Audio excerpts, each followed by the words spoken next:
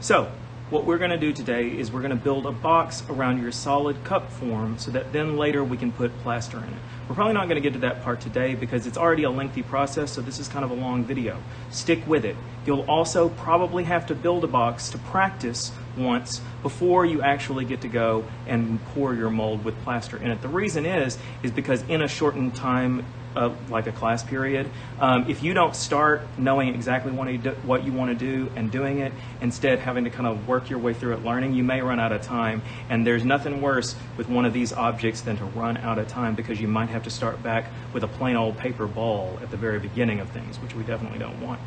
So before we start the work of the day, we're going to review the work from before. We want to make sure that we have a paper circle that matches the bottom of our form, all right, so that should be true.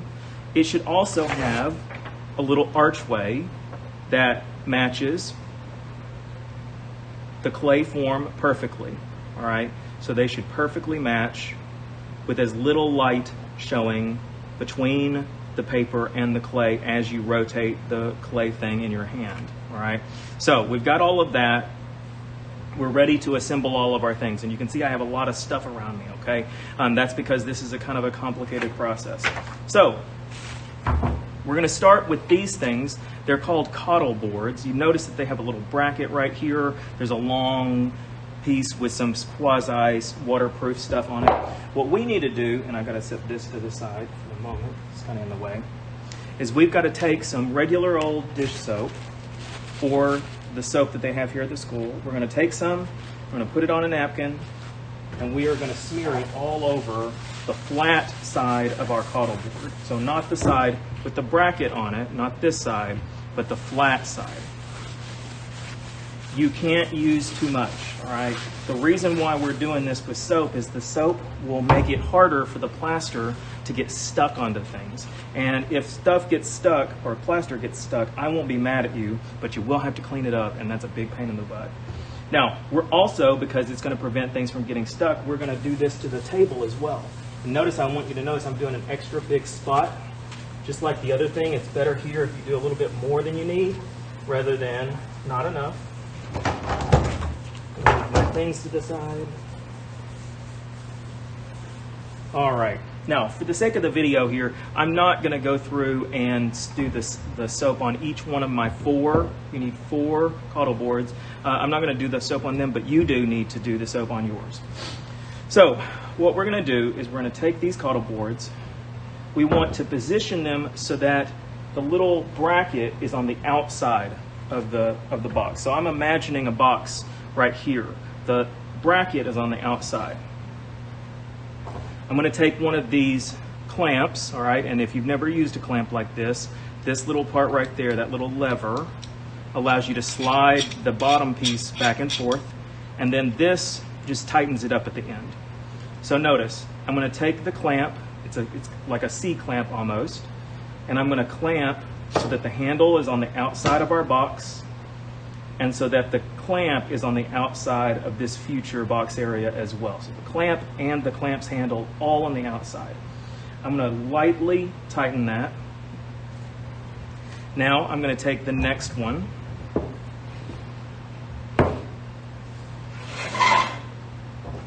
And I'm going to put it on in the same fashion. The clamp is on the outside. The bracket is on the outside of my box area. I'm going to push it together and gently tighten it just a little bit. And then for my last piece here, I'm going to put one clamp on it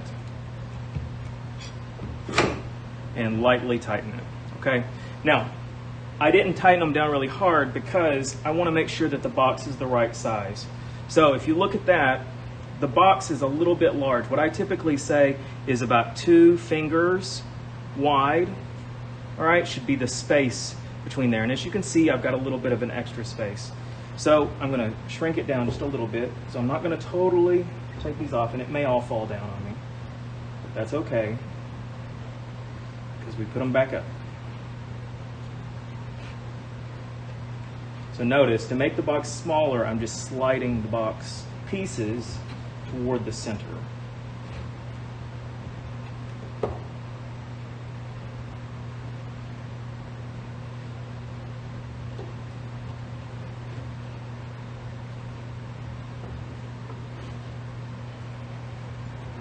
does take a little bit of back and forth. You got to figure it out.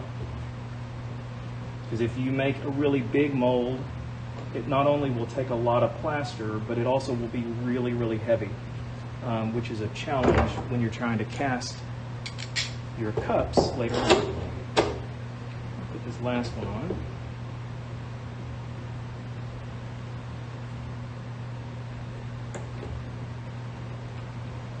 Okay, so now all of my handles are on the outside of my box.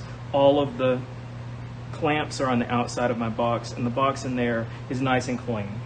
I had my piece in there just to kind of help me size it, but I got to take it back out because there's another important step here.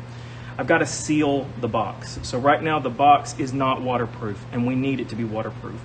This is the main way that your whole project can get ruined, is if you put your plaster in here and do not seal it very well. All the plaster is going to run out onto the floor, meaning that you will have to start with a brand new sculpture, all right, from square one there, and you're going to have to clean up everything, which is a really hard mess to clean up.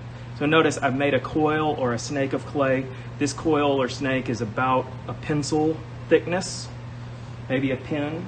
I'm going to put it along the bottom edge, and I'm going to use my finger to quickly smush it down into that crevice. I need to smear along each side of the crevice to get a good seal. So I don't want to see any kind of dark shadow lines where the clay meets the surface of the box, because that's a place where water or plaster could get in or out. So I'm going to go up also on the sides.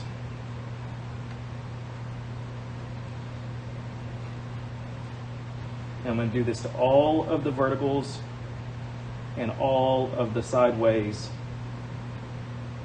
joints.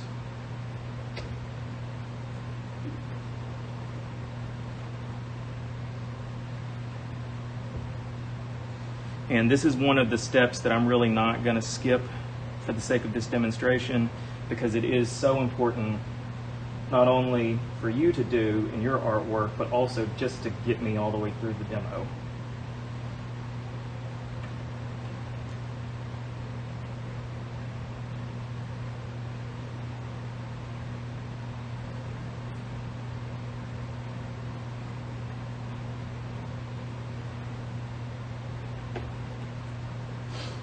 One thing I didn't say is that you do need very soft clay for this part. A lot of times in class, I'll tell you to kind of recycle the clay or kind of do with whatever's over there, but this is one of the instances where you really need to get soft clay,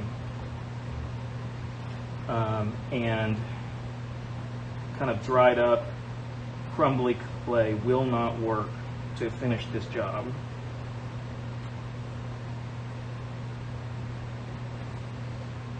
Simply because it will not make as good of a seal on these side walls and the floor.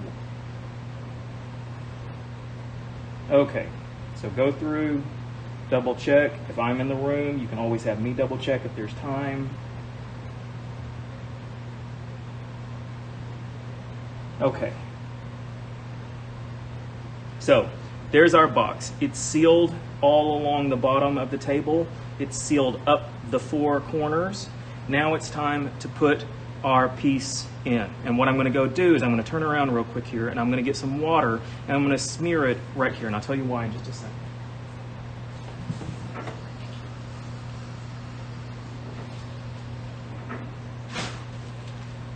All right, so I've gotten the bottom of this kind of wet, and I'm going to use my finger to make some slip real quick. And that's because I want my piece to be suctioned to the table.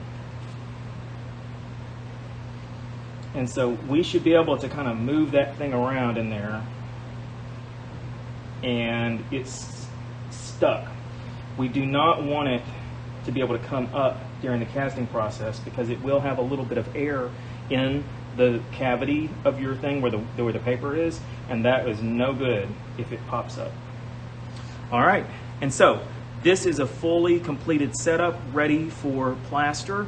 This is where you want to get. I may ask you to practice parts of this task before the day where you finally use the plaster stuff, because it is such an involved process.